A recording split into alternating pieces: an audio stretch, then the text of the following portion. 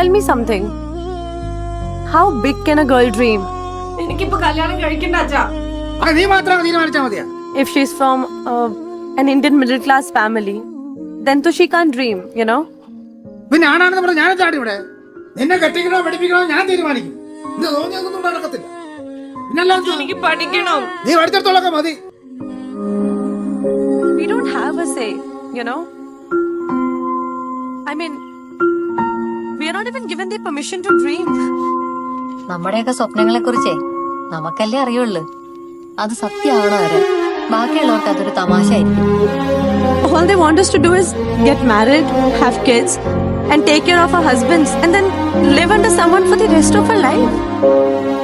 ചിലര് മാത്രമേ നമ്മുടെ സ്വപ്നങ്ങളെ തിരിച്ചറിയുള്ളൂ. അതിനുവേണ്ടി നമ്മുടെ കൂടെ നിൽക്കുള്ളൂ. നേടിയെടുക്കാനേ ഒരു സ്വപ്നം പോലും ഇല്ലെങ്കിൽ ജീവിതത്തിന് ഒരു അർത്ഥം ഉണ്ടാവില്ല.